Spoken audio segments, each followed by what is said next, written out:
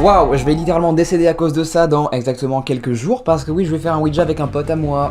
Ça va être cool, sûrement très bien, mais affreusement dangereux. Ouais, pourquoi? Parce que c'est dangereux de faire ça. Mon argument, j'en ai aucun vraiment, juste parce que je sais que c'est dangereux. J'ai lu la notice qui fait littéralement 12 pages et demie, et voilà, bon, il faut un minimum de protection pour faire ce genre de jeu si on ne veut pas finir comme cette personne. Ou encore celle-ci. Ou encore celle-là.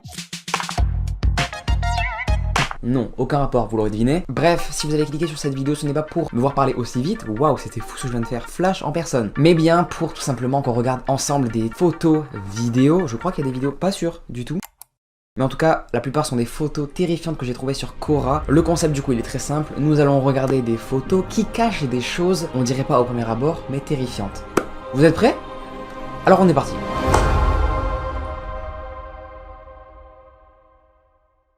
Quelles sont certaines histoires effrayantes derrière des images normales? C'est ce qu'on va voir aujourd'hui. N'est-il pas adorable et mignon à souhait? Il est mort 2 mois après cette photo.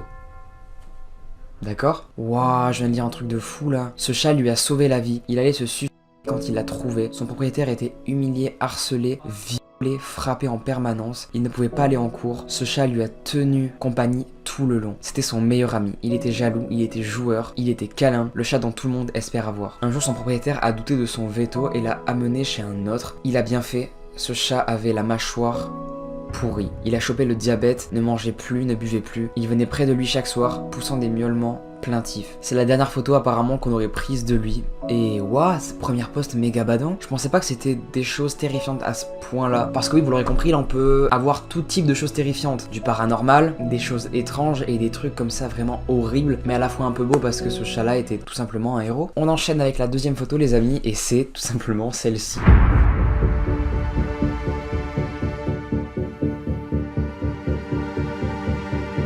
Elle est terrifiante, on comprend pas trop ce que c'est. On dirait littéralement que cet homme a commis un meurtre et a tué plein de personnes pour les accrocher à son mur. Sûrement pour que ces têtes-là soient des porte-bonheur, absolument pas. C'est des trophées de têtes maoris. Bien avant l'arrivée des colonisateurs en Nouvelle-Zélande, les maoris d'origine préservaient les têtes coupées des morts. Waouh!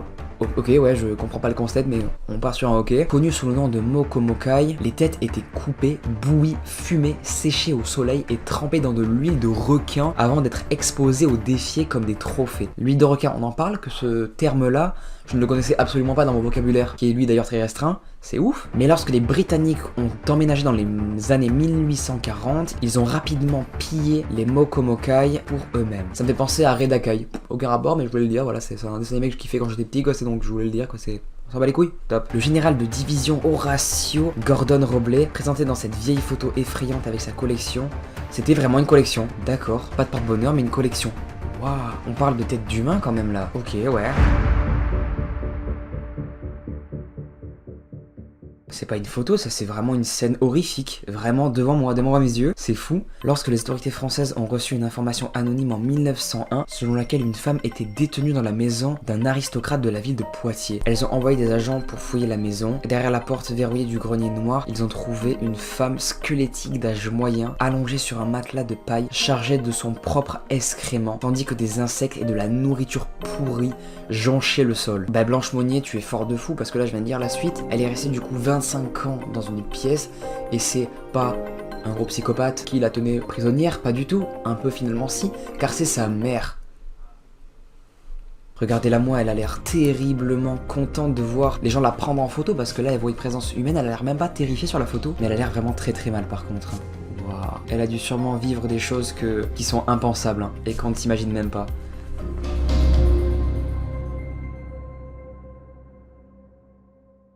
Waouh, cette image me fait bader de fou parce que je déteste moi tout ce qui est les profondeurs sous-marines. Vraiment c'est un truc qui me fait premier degré vraiment bader. Pourquoi? Parce que je déteste en fait quand je suis à la mer par exemple, quand je me baigne tranquillement avec mon petit maillot qui me moule parfaitement les parties génitales, et bien je suis en panique tout le temps parce que je ne sais pas ce qu'il y a en dessous de moi et j'ai peur qu'il y ait des poissons, des monstres, qui est dans la plupart du temps impossible, mais j'ai peur de fou. D'ailleurs anecdote, j'ai failli mourir à la mer. On passe à la prochaine photo? Allez top, c'est parti. Non en vrai, il y a une fois, ça n'a aucun rapport avec la vidéo, mais je vous le dis parce que j'ai envie de vous le dire finalement, et ça a l'air un peu intéressant en vrai, pas trop. Mais avec un pote, on était en train de nager et tout à l'océan, hop, on se tapait nos meilleurs délires et tout. Et là on voit, au fur et à mesure de nager, qu'on voit plus du tout la terre ferme. On se dit, ouah trop bizarre, on va essayer du coup de renager vers la terre ferme, et on n'y arrive pas. On s'est emporté par le large. Et là on se dit mais là on a plus de force pour revenir, donc comment on va faire? On va du coup se noyer et mourir? Non, heureusement il y avait un mec qui est venu en jet ski et nous sauver. Je ne comprends pas ce poste. J'ai l'impression que ça va être horriblement triste. Ce garçon a été photographié avec sa future famille à gauche lors d'un voyage à Rio de Janeiro 7 ans avant leur rencontre. Mais non, mais c'est pas du tout terrifiant, c'est juste incroyable. What the fuck, la probabilité.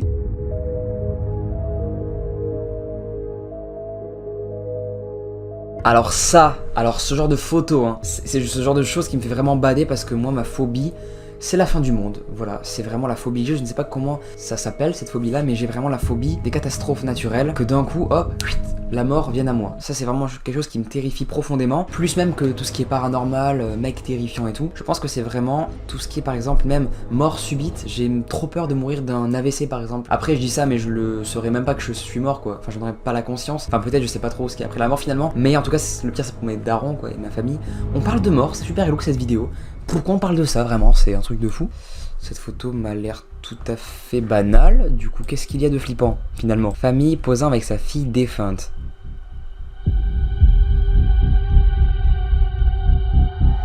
Ok. Il aurait été d'usage de se faire prendre en photo à sa naissance, à son mariage, mais aussi à son décès. Et c'est franchement la photo qui m'a le plus marqué. D'accord, donc en gros, ils sont en train de faire une photo avec un cadavre. Le cadavre de leur fille. Waouh, ok, c'est bon.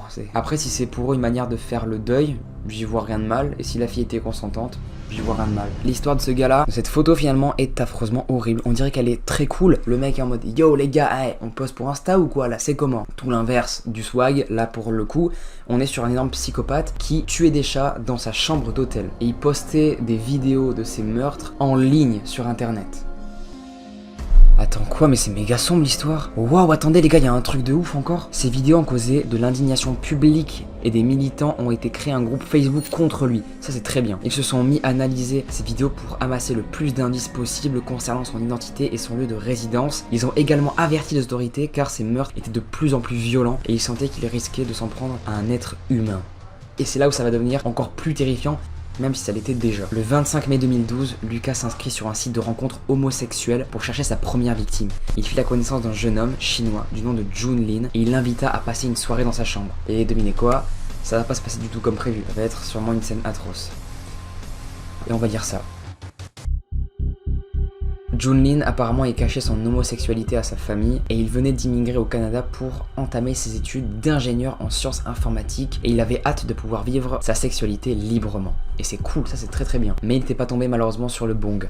Il avait un futur très prometteur, ce qui est d'autant plus triste est que tous ses proches s'accordent à dire qu'il était d'une gentillesse et d'une générosité admirable. Il n'y a rien de plus horrible que de perdre un proche de la sorte. Dans la vidéo de 11 minutes que Lucas poste en ligne ce soir-là, on y voit des actes de mutilation, de démembrage et de vue sur le corps de Jun Lin. Des atrocités sans pareil. Waouh. Heureusement que Lucas fut finalement arrêté, mais l'histoire est beaucoup plus complexe que ça. Et je vous invite donc à regarder le documentaire. Waouh. Putain, c'est glauque sa mère. Faites gaffe les gars, c'est pour ça, hein, rencontrer des gens sur internet, toujours faire attention, bien savoir qu'ils sont safe. Hein, parce qu'à tout moment, ça peut être... ils peuvent paraître en mode hey, je n'ai aucun souci mental. Ça peut être tout l'inverse. Donc attention les gars au double face. Attention.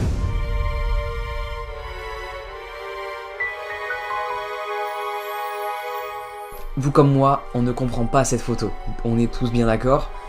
C'est une sauterelle géante. Et apparemment cette photo aurait été prise avant la création de Photoshop, donc impossible de faire un montage. Après peut-être que c'est possible. Donc est-ce que ce mec vit dans une dimension parallèle où les insectes sont finalement plus gros et font finalement la taille des êtres humains? J'imagine que ça donne du coup un ours ou une baleine à bosse. Sûrement un truc assez énorme.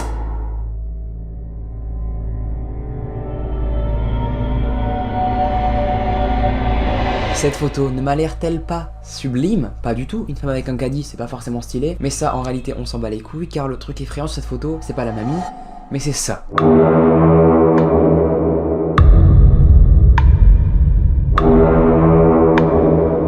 Et je vous avoue que ça m'a mis des frissons premier degré quand je l'ai vu au tout début. Voilà, on a une meuf littéralement qui est victime de possession démoniaque. C'est terrifiant de fou. Après peut-être que la meuf, juste avec la compression de l'image, vous savez ses yeux sont devenus blancs. Comme on est là sur des caméras surveillance très peu qualitatives, niveau qualité, français, À tout moment, il regardait juste le lustre en haut, voilà, il s'est dit putain, quel beau lustre, j'aimerais l'avoir chez moi 2 fois par mois. Mais peut-être pas.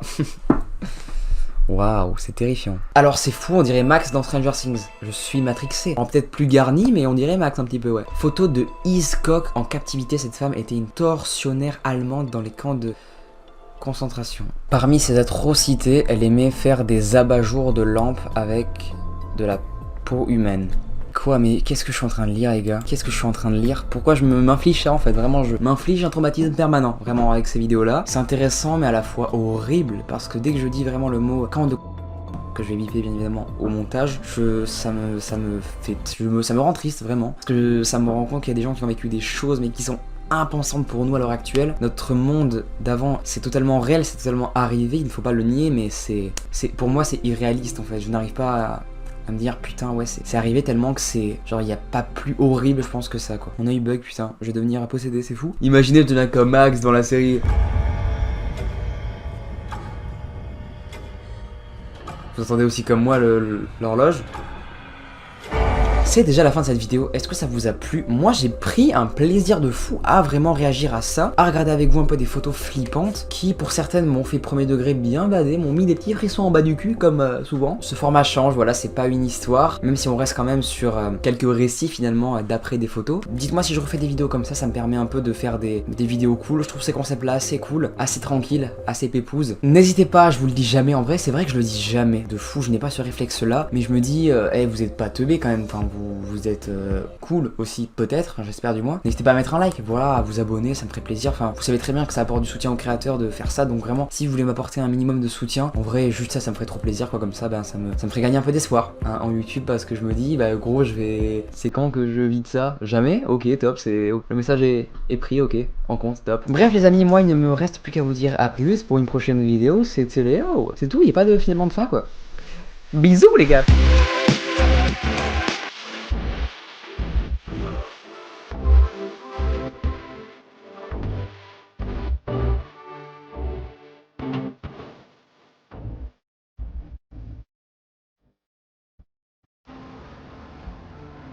Yes, did you guys see that? Yeah, dude. Yes, we'll have a watch party tomorrow. Deal? Yes, we'll have a watch party tomorrow for the showcase.